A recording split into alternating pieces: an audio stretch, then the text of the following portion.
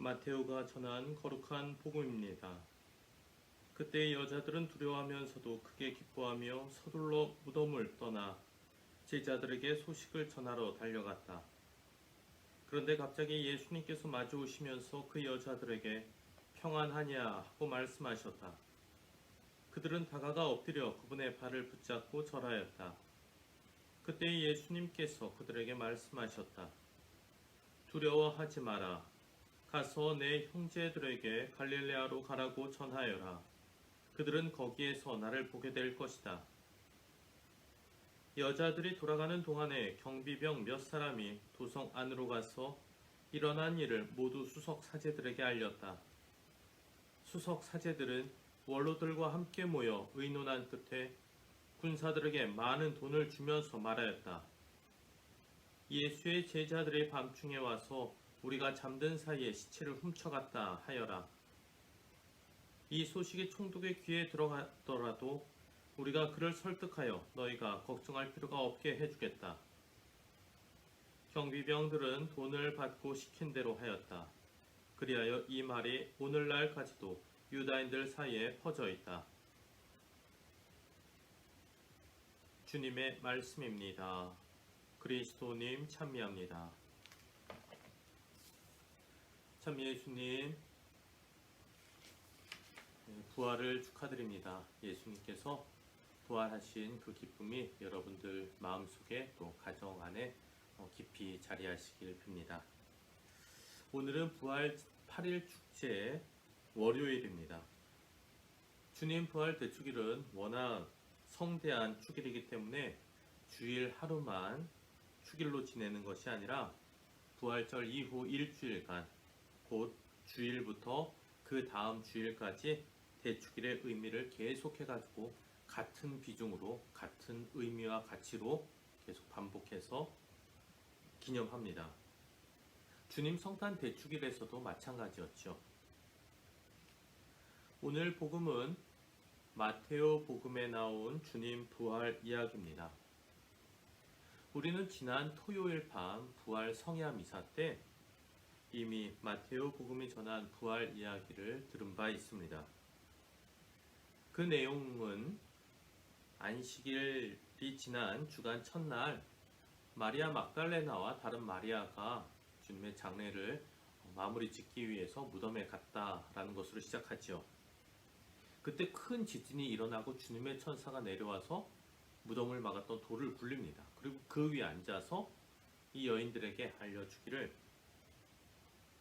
지금 너희가 찾고 있는 예수님은 여기 안 계시고 그분은 부활하셨다라는 것이었습니다. 여인들은 너무나 두려웠었는데 또 다른 측면은 크게 기뻐했습니다.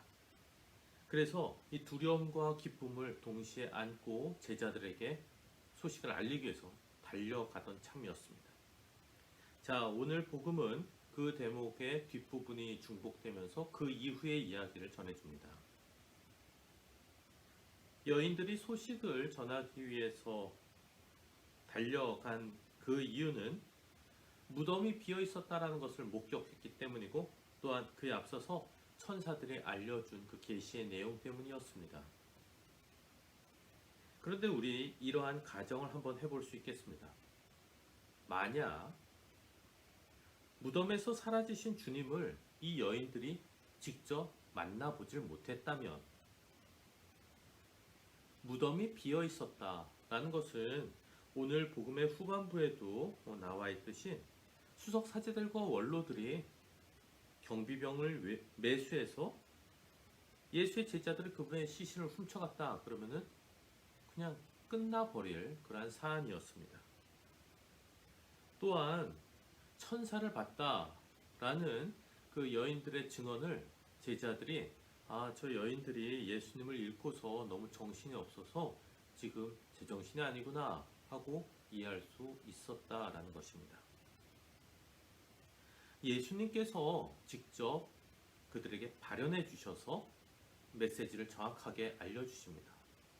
그래서 주님의 부활의 증거는 크게 두 가지를 이야기할 수 있는데 무덤이 비어 있었다라는 빈 무덤과 주님께서 사람들에게 나타나 주셨다라는 주님의 발현입니다. 이 두 요소는 서로 상호 보완하면서 주님의 부활을 증명해 줬습니다. 자, 그런데 부활하신 주님께서는 제자들을 향해 달려가던 여인들에게 나타나셔서 이렇게 물으셨죠. 평안하냐? 평안하냐? 라고 질문하신 예수님. 이 질문은 무덤이 비어있는 것을 보고 멘탈이 무너진 이들에게 두려움과 기쁨이 혼재되어 정신없는 그들에게 예수님께서 그냥 단순히 너희 마음 지금 어떠니 하면서 물어보신 그들이 평안하지 않은지를 파악하기 위한 질문은 아니었습니다. 오히려 그 질문은 평안으로의 초대였습니다. 지금 너희 마음이 너무 힘들고 복잡하지? 이제 평화를 누려라. 내가 부활했다 하는 위안의 메시지였다라는 겁니다. 주님께서는 평안하냐 하고 질문하신 후에 제자들한테 가서 전할 말을 알려주십니다. 두려워하지 마라. 가서 내 형제들에게 갈릴레아로 가라고 전하여라. 그들은 거기에서 나를 보게 될 것이다. 주님께서는 제자들과 만날 장소로 갈릴레아를 지목하셨습니다. 주님께서 왜 갈릴레아에서 만나자고 하셨을까? 만남의 장소로 지목된 갈릴레아는 과연 무슨 의미를 가지고 있었던 것일까? 갈릴레아로 지칭되어지는 갈릴레아 호수는 주님께서 자라신 나자렛에서 가까이 위치해 있습니다. 넓은 의미에서 보자면 나자렛도 갈릴레아 지역에 속했습니다. 무엇보다 갈릴레아는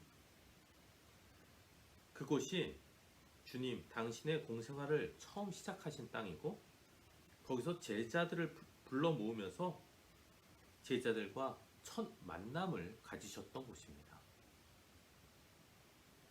갈릴레아는 당시 사회적으로 보면은 외지, 변두리, 변방이었습니다. 마태복음 4장 15절을 보면 지불룬 땅과 납탈리 땅, 바다로 가는 길, 요르단 건너편, 이민족들의 갈릴레아라는 대목이 나옵니다. 이민족들의 갈릴레아. 그 갈릴레아 호숫가는 이스라엘에서는 보기 드물게 물이 풍부한 곳이었고 그래서 상업과 무역이 활발한 곳이었습니다. 반면 수도인 예루살렘에서 멀리 떨어져 있었고 그래서 이웃 민족 지역과 가까운 관계로 종교적 삶, 거룩한 생활과는 거리가 있는 사람들의 지역이었습니다. 예수님을 비롯한 제자들 대부분은 다 여기 출신이었습니다. 주님께서 갈릴레아로 가라. 거기서 우리 만나자. 라고 하셨죠.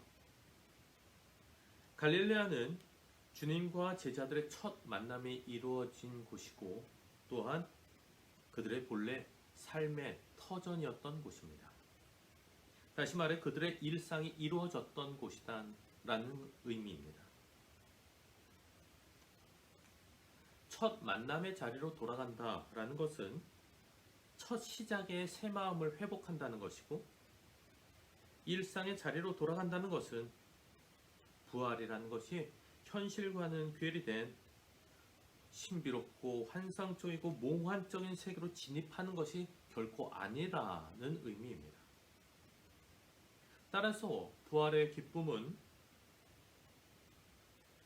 조금씩 물들어 뭐가 잘못됐는지도 알아채지 못하는 잘못된 삶의 연장에서 느껴질 것도 아니고 또한 동시에 현실 도피의 방법으로서 단순한 자기 만족으로서 느껴질 것도 아니라는 것입니다.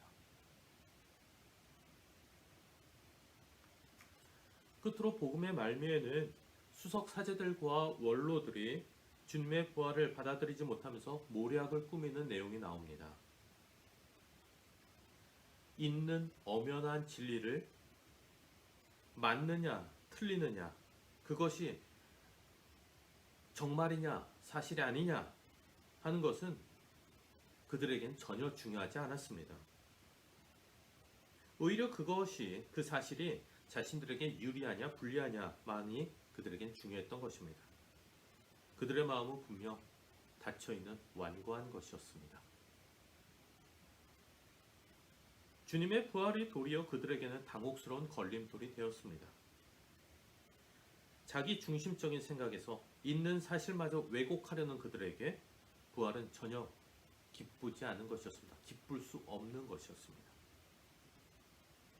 세상에 좋은 것을 좋게 느끼지 못하는 것보다 더 큰 불행이 있을까요?